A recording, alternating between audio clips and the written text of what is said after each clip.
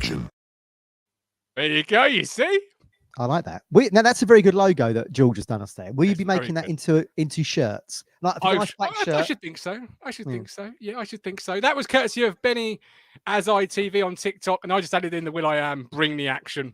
That's as far as my creativity goes, I'm afraid. But there we go. Club 878 officially open. While you were playing that, idea for a new show, Talking Tenerife. There we go. We can bring that in. No more stories of Tenerife. Never, ever, ever. Let's get right back to football. I've got plenty. No. Remind me, you're not babysitting. Walton. That's the big miss. That's the news coming out of the club today. Yeah. Injured. I've seen several games. I've seen several months. I haven't really looked into the specifics. Halaki, obviously, is your number 2. He steps up to be the factor number 1. Yeah. Mark Lander says nothing Walton's got, reckons out for months. What do you think about it? What do you feel about it?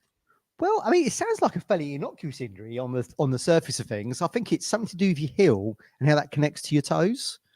Would not think that would probably keep professional sportsmen out for a long period of time, but clearly it does. I mean, look, it might even connect to the Achilles, and they always say if you have an Achilles injury, as Clarke has got, it's sometimes better off having a broken ankle because it heals quicker than from that region of your foot. So, yeah, no one saw this one coming, did they? I mean, we went to the Luton game at Colchester.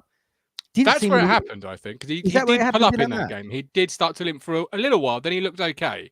I certainly saw him limp. Yeah, okay. Clearly, that was the game then.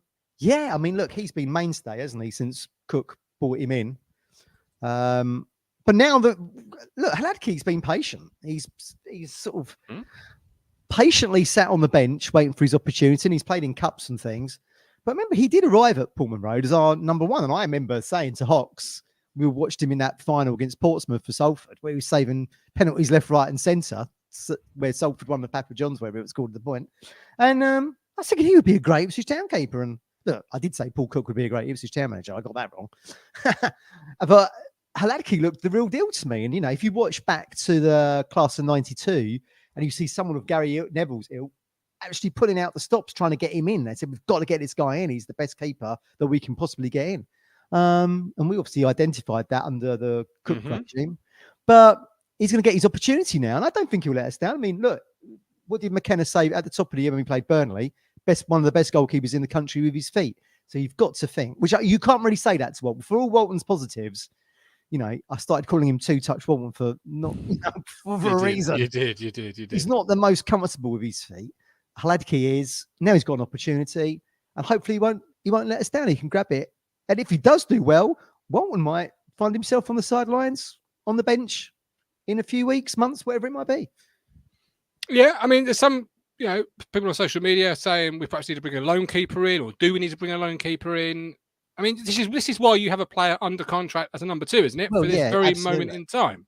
Yeah, and let's face facts. I feel like he would probably be a number 1 keeper, certainly in the top end of League One anyway. But we've got Walton. He's now injured. Hladky has been number 2 for God knows how long now, since that Cambridge away game, that 2-2 maybe. Now you brought Kieran Slicker in from Manchester City. That's a 3rd keeper.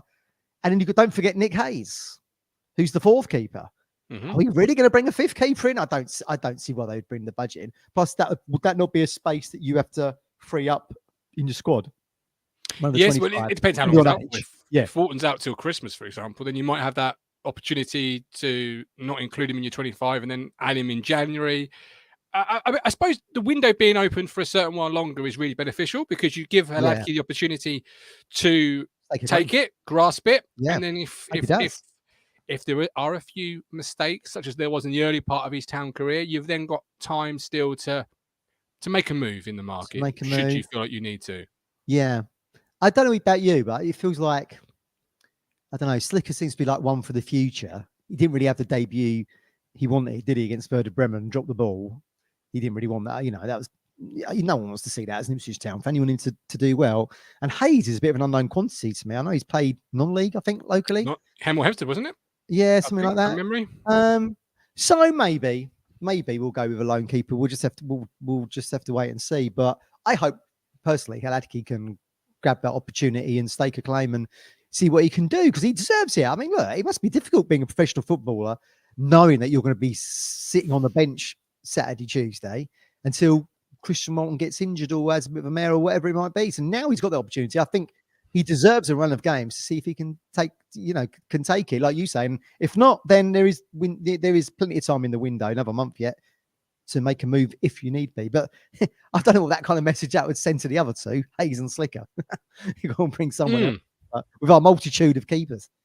Multitude. Bit more Brighton news on the injury front. Harry Clarke, obviously suspended for Sunday, but I believe had he not been suspended, he could have been fit to play, but he's certainly back after Sunderland. So that's a really good positive. Yeah, that is good news. Look, we've sat on this news for ages, haven't we, in the fact that he wasn't going to play. Well, I was chatting to a friend today who sits near me at Pullman Road, and we were saying one of the most ludicrous two yellow cards in actual fact, you would see on the last day of the season, come on as a sub, play the last 20 minutes. Really. Yeah, nothing game, other than we wanted to get 100 goals, 100 points, manage one of those. Yeah, but I mean, you don't want to get suspended for it. It's not like it's relegation on the line or promotion. Absolutely. Like if he last ditch tackled for us to finish second, we'd all go, took one for the team, well played, Harry. But we were already promoted as well. Yeah. I think maybe that's an element of his youth. Well, how old is he? 23? I'll have a look. 24? But he must be in his early 20s. Yeah. I do feel like that yellow card probably is a byproduct. 22. It's a byproduct of his age, because he's gone to Ipswich. He started at Ipswich, in the academy. Scores that famous viral goal, doesn't he? The tiki-taka one. Mm-hmm. Then departs to Arsenal, goes on loan to Stoke, comes back. There was an element of getting carried away a little bit with Clarke, I think. He's suddenly adopted the Luke Chambers fist pump. And like you said, you've only been here 2 minutes. Suddenly becoming a bit of a darling from the North Stand and all that kind of thing. I just think maybe a bit of exuberance there and a bit of immaturity maybe in game management, potentially. And now he's going to sit on the sidelines. We could really do with him tomorrow, because I do think he's a good player. But at the same time now, there's a little bit of a shadow over him for me and a question mark. In that, has he got the temperament for the Championship? Because he's going to miss the first game through nothing but a rush of blood to the head on 2 tackles. So you've got to think Danassian's going to play tomorrow, I would have thought. Although we said outside Colchester, didn't we? I thought Ball did well in that right back spot, and that was not the first time he played there in pre-season, was it? No. And he can fill in there for sure if you need him to. But if Harry Clarke was back fit, that you would suggest probably make Ball available for that central midfielder, which is looking busier and busier. Massimo travels with the squad, so it's looking like he's coming closer to a return of fitness. Taylor, Maz Taylor, have you made your mind up on who you would select next to Sam on Sunday if both are fully fit and all things considered? Well, I wasn't really a fan of Luongo returning, just because of the fact he had not played since leaving Sheffield Wednesday. And he's already been through one club at Middlesbrough and didn't play. So he's pleasantly surprised me in his performances. I thought he was fantastic in League One, actually. I think had he started playing, I don't know, the other side of Christmas, could easily have been in the running for Player of the Year. Yeah. I thought he was, look, it's hard to, Chaplin got it with the goals, the performances, but he only really came alive in that final third of the season, didn't he? I think he scored most of his goals in that final third. As did Ipswich, scored 50%. So who would you play? Maz or Taylor? Phil says Morsty and Taylor. Lee says, I'm sure Taylor will play. I would play Taylor. Yeah, it feels like that. I don't see why you would have chased someone so relentlessly for 6 months plus to pay a fee of 1.5 to 2 million plus add-ons if you were to get promoted to the Premier League and then have him sit on the bench.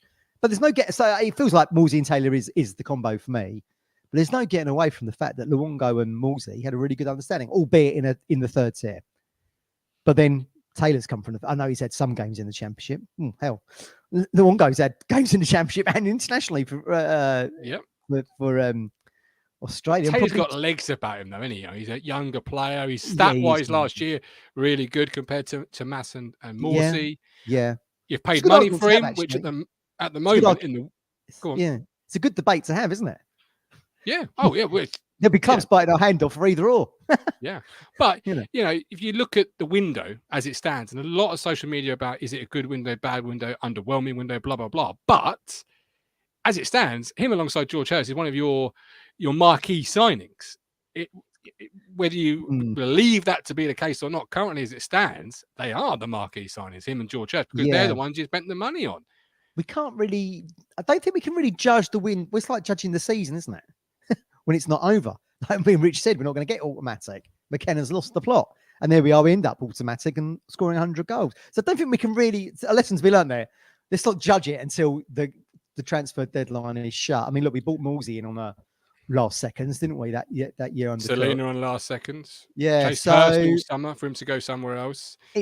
It might take just up until last knockings to actually get maybe some of these deals over the line, I think. But it feels a little bit underwhelming to me, given the money, the momentum, the goodwill factor towards the club. Okay. But you are seeing other players deciding they don't want to join Ipswich and go to other places, no doubt. And that's to be expected once you get back into the Championship with teams of a similar status that we've got. Craig Chapman's currently in Paphos Airport. Thanks for tuning in, Craig. He says Clarke has to be careful in the derby games, can't let emotions get in the way. And then Gavin Law follows that up in the chat by asking, do you think we need another right back, Matt? No, I don't actually. Unless Clarke was a real kind of long-term miss for us. But look, Janoy can fill in there. We know Don Ball can fill in there. Fill in being the operative word. Look, I do like Donati, and one of the best things that's come out of these last 2-3 years is the renaissance he's had in his town career. Because he's obviously a good guy, well liked.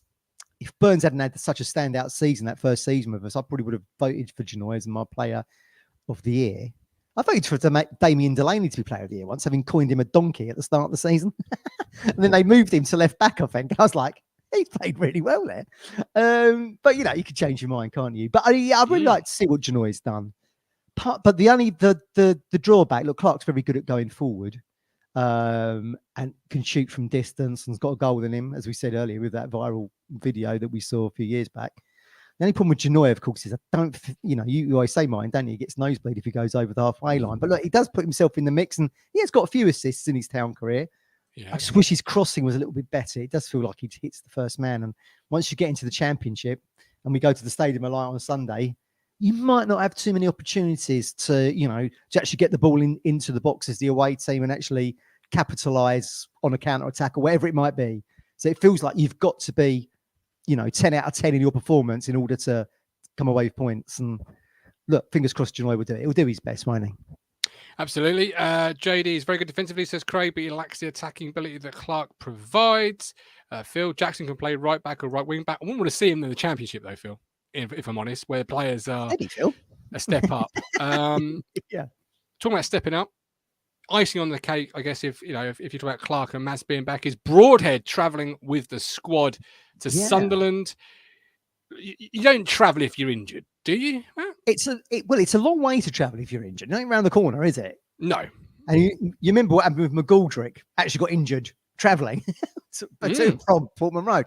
So you would have to think that they must be really close to returning, or even maybe bench warming to do that journey. Now, whether or not they've gone all the way up on the coach, I doubt it. I would imagine they've flown. I would have thought.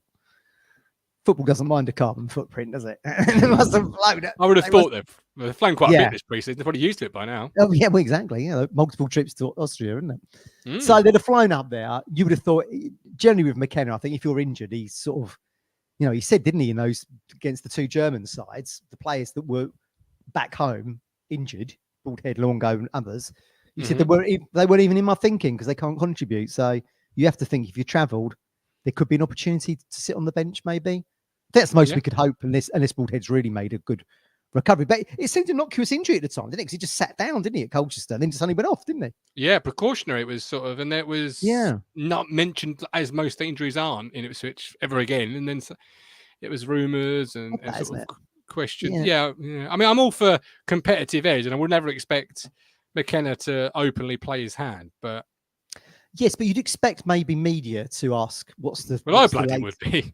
Maybe 5 seconds. Kieran, latest on Nathan Broadhead, please. I mean, in baseball, it's really... Oh, and American football, it's transparent, isn't it? You hit the DL, the disabled list. So everyone knows you're injured. It's not called disabled list. I think... Well, certainly in NFL, I don't know what it's called in baseball. Yeah, in baseball it is, the DL. Okay, but in American football, it's called the injury report, and you've got like... Oh, okay. DNP did not practice, LP limited practice, or FP full participant, and you got to release it Wednesday before the game on a Sunday, and then Thursday and Friday, and then Saturday you release your outs. So it's if he's not practiced all week, you can kind of guess he's going to be inactive. Football's in this country is too cagey for that, isn't it? But listen, if you go to the continent, we've got things like Gazzetta dello Sport in Italy, Marca in Spain, all these kind of publications. You can't even sneeze at the training ground without them reporting it. I like that. I want the transparency. I want that. Because let's be honest, but McKenna opened back competitive edge, but Sunderland aren't stupid. Like, exactly. You're not, you're not looking at the situation going, oh, Broadhead's not played the whole Austria trip. He went off with precaution, and will he, won't he? You'll be anticipating him to play, and if he don't, you'll be sort of rubbing your hands together and saying, brilliant. Do you think Mogg was having his cup of tea half hour before and goes, oh, that Broadhead hasn't played for Town in pre-season, sitting for a couple of weeks? Didn't know that. He's only a cup of tea this afternoon, and you go, oh, Broadhead travelled. Oh no, that's the week's plans out of the window. Like, you surely would prepare for the best player, the better player in that position, and hope you have the unknown, which is what, for me, Edwards, Hutchinson, and Harness at this level are unknowns. So you did your team the other night, didn't you? When you had Anthony from Broker Report with Rich. So who did you have playing? Hutchinson instead of Broadhead. So you're going to go with Hutchinson over Edwards, are you? I would, but that was really tough because it was either Hutchinson or Edwards. Rich said it would be Harness for him. Harness hadn't even entered my thinking, if I'm honest. That's interesting because Harness used to be, I've said to you before, Ladapo, Chaplin, Harness. They were the first three names I used to put on the same sheet. And if we didn't have those three playing, I was like, what? What's going on here? That's our threat. And now, of course, now Harness isn't even featured in your thinking. He's gone backwards a little bit, I think, since he had that injury in the Papa John's against Portsmouth. And, that kind of coupled with Broadhead scoring against Sheffield Wednesday and coming through, the free kick and coming through as a really exciting player. But no, he's still in there somewhere, Harness. I hope he can find that form because we may need him. Oh, absolutely. But I'd play him more centrally where he can be better with his ball control, ability to pick a pass. But it'll still wide, I want pace. It'll be down. Pace. But once Luongo is back in the mix there and Cameron Humphreys is back in the mix, then he's going to be down in the order on that side, in that position as well, isn't he? So but he's not a central midfield player for me anyway. He's a behind the striker deputy for Chaplin. But there we go. Your mate Ty Backinson starts tonight apparently for Sheffield Wednesday. Big T starting. Trevor says it'll be interesting to see how Wednesday get on tonight. It will be. Yeah, it will. We said before we got on air, didn't we? Only months ago, it was this would be Premier League versus League One. League One blow-up artists as well. It's almost... Go on. You've got to fancy Sheffield. You've got to fancy Southampton going to Sheffield Wednesday and getting he calls them Sheffield United then, getting a result. He did. That's the thing, though, isn't it? Like, everyone's got Wednesday inside their bottom three. I don't think I've seen a prediction yet where they're not inside the bottom three. But I can see why. Yeah, me too. So if they go there and get a result tonight, that's going to put more, not internal, but more fan pressure, I think, on our lads. Because if that's the supposed worst of the three coming up, do you know what I mean? That could, it's not going to put internal pressure. God, no. But as a fan, if you're sitting here tonight and you see Wednesday rock up and beat Southampton 2-0, 1-0, 2-1, you start to think, well, why can't we go to Sunderland and get a decent result? Because we're better than Wednesday. Yes, well, certainly the last third of the season proved that. But there's no getting away from the fact that they were absolutely flying. I mean, what was it? 20-odd games undefeated. And then what? They get to that Barnsley game at Oakwell and get done 4-2. Then they lose to Forest Green, don't they? That no one saw coming. And the wheels were truly off, weren't they? And they've never kind of really recovered from that until, that weird playoff semi-final against Peterborough, in which Peterborough clearly felt they were through already. I knew there'd be a penalty in that game, and that was the first goal, I think, wasn't it? Got them back in the match, and then of course they scored the last kick of the game at Wembley. So whether or not they can galvanise that momentum they had across those three matches, albeit under a new manager, and go into tonight with presumably a packed Hillsborough against the Southampton side and see how they get on. But I don't know, it was weird how the wheels fell off really easily there. That's a confidence thing, isn't it? Yeah, I think it probably was, Harness isn't good enough for the Fishermen. Okie dokie, right.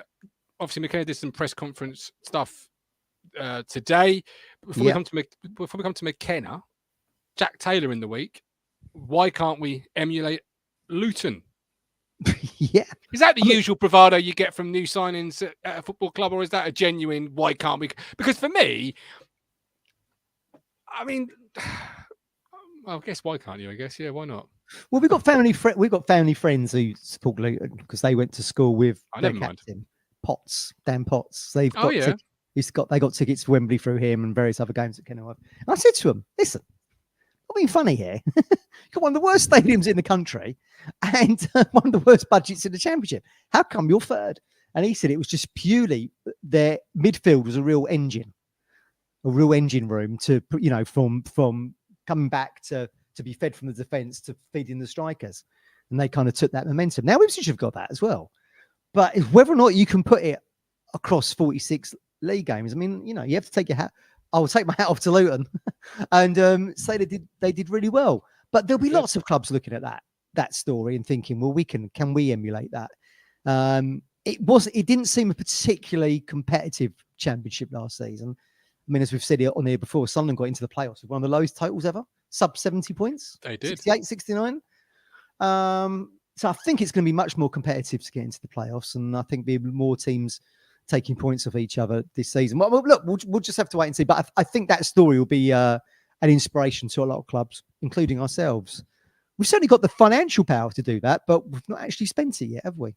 No. Which, you know, could be coming in the closing parts of the transfer window, as you say. But McKenna said in regards to let me just grab it. Hang on, before I come to McKenna, let's go to Luke Chambers. Retirement. The ITFC, I call him a legend because he is, and we've got to give him the respect. He stuck it out when he would have thrown in the towel. He was a figurehead during a very difficult time for our club, in a difficult time of our history. You know, he was there when there was aspirations for promotion. He was still captaining the side when we were trying to stay up. So he went full circle, really. Look, that regardless of what you think of him as a talent, look, he played most of his career at Town he was a centre back, played right back for most of his Town career. That he was a guy that you would take to the trenches with you. I always remember someone saying, like Tony Mowbray at Middlesbrough, and when he was a Celtic manager, this is someone you would take to the trenches with you. And I think Chambers is exactly that. I think that he played with like a busted lung, broken sternum, done his wrist, falling over into the crowd. Do you remember at Pullman Road, broke his wrist? That guy just bled blue and white for us. And, you know, in this day and age when people, you know, just looking out for themselves or looking for moves to further their career and get bigger wages, fair play to him. He made all those appearances for us. I mean, what is he in the top 10 Ipswich Town appearances? Top 10, yeah. Did a show on it when he went into the top 10, yeah. That's right. Yeah, of course we did.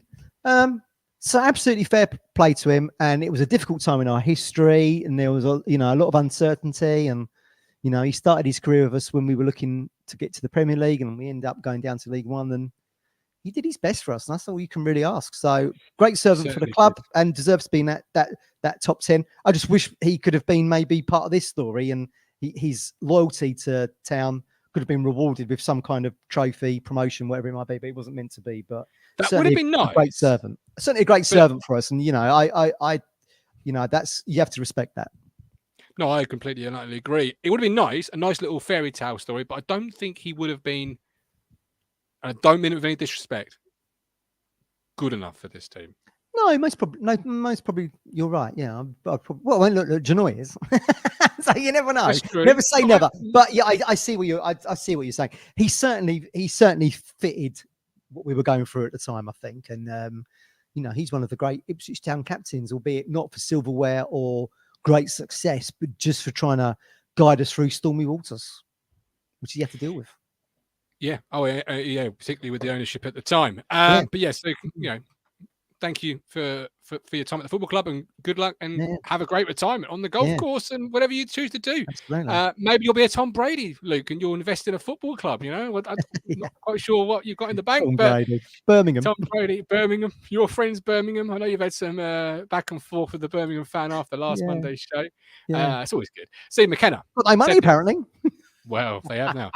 McKenna said this today. We've spoken about this with the players, and I've spoken about it this week. For me, I don't focus too much on outcome goals, and it's not the way that we look at things and break things down. Last season, I don't think we had one meeting with the players, really, where we spoke about promotion or points totals or anything like that. Do you believe that? Do you believe that? Well, maybe. Look, I mean, if he says it, I'll believe it. I'm just reading the quote. If he says it, and I'll take it at face value. You can bet your bottom dollar players are having meetings about points totals and getting promoted, because that's what you want as a professional, right?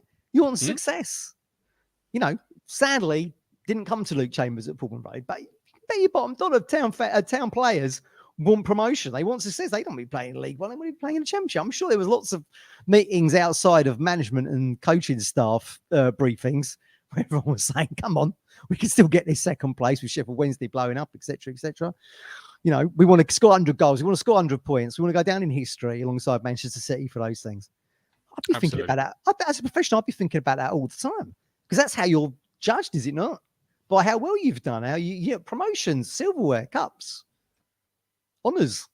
Yeah, absolutely. Craig says, didn't Morse come out and say after Bristol Rovers game they had a massive team meeting? I think he did. I'm not sure if he did, but I remember something like that, but I may be misremembering. If there was one game that needed a team meeting, it was that one. Yeah, well, the wheels were well and truly coming off. Look, shorter show tonight because the Championship kicks off and we are in that league. And I think we're all quite eager to see how Wednesday get on and watch the football. Yeah. So a shorter show, an earlier show than normal. So thanks for tuning in with us. Before I go, the Second Tier podcast, our friends at the Second Tier, they released their full Championship table today. We're doing it over the course of the week. They've got Ipswich in second, Matt. Have they really? Your thoughts on that? So who's top then? Leicester? I think so. Let me just check. I'll check it in a second. But yeah, wow. Town in second, first of all. What are your thoughts on that? Did they give any reasoning around that thinking? Oh, yeah, on their podcast, I'm sure. I just haven't I'll have to go back. I'll sure have to go back and have a little listen. But they absolutely love us. They've been loving us all summer, to be fair. But yeah, go check it out. The Second Tier. I hope they're correct. I can't see it myself. Not at the moment, anyway. Not with the squad we've got right now. I mean, I'd certainly take a draw at Sunderland on Sunday. I think that's going to be, I think that's a very close game. And, Anthony from Roker Report said he thought they would win 3-1. I can't see that particularly. I mean, much more closer game than that. Listen, I think McKenna's done what? Nearly 80 games as Ipswich manager. We've only let in 3 goals once. That was the Charlton game, the 4-4, I think, off the top of my head. So I certainly don't see that. Okay, here we go. You ready? There you go. Leicester in first. Yep. Town in second. And then the top 6 or other 3 teams inside the top, or 4 teams inside the top 6, Southampton, Middlesbrough, Sunderland and Coventry. That would be the top 6 there. Hull in 7th, Leeds in 8th, 9 is Birmingham, 10 is Millwall, 11 is Swansea, 12 is Plymouth, 13 Watford, where they belong, mid-table. 14th is Stoke, 15th is West Brom, where they belong, mid-table. 16th is Bristol City, 17 Preston, then Blackburn in 18th, Norwich in 19th. Hilarious. I would say that's probably 4 places too high for them. Huddersfield in 20th, Cardiff in 21st, Rotherham 22nd, QPR 23rd, and Wednesday 24th. That's their full table. Go and watch their podcast. Go and listen for their reasoning. But Town in second, according to the Second Tier podcast guys. Wow. Well, listen, look, I personally think we're going to be floating around the top 10 and probably about 8th with the squad we've got right now. That's the only one we can go on. Now, whether or not we get some extra additions that can propel us into the top 6, we'll have to wait and see. But that is a big shout for Town to finish second, coming out of League One. I think Chris, when he was on with you and Rich, said, that's happened very, very rarely. But who knows? Who knows what's around the corner? Look, we'll take if it happens, brilliant. I'll take it. But I think it might be a little bit trickier than that. But if that happens, open the champagne. It's my advice. Yeah, I more than the champagne. But there we go. We are done. We are dusted for the show tonight. That is Super Matty Phillips. I am the Gov. This is Club 18 to 78, kicking off this championship season. And we'll see you all Sunday for our match reaction show. Then Monday night for our Talking Town reaction full show, which is obviously the traditional Sunday show on a Monday. And brilliant. We're suddenly into the season. But until then, shall I do it, Bosh? Yeah, go on. You might as well. Let's do it. Bosh. You make me smile when I think of you. If I am down or when I am blue, I can't get enough. You make me happy, I feel so fine. Oh, how I wish that you were mine.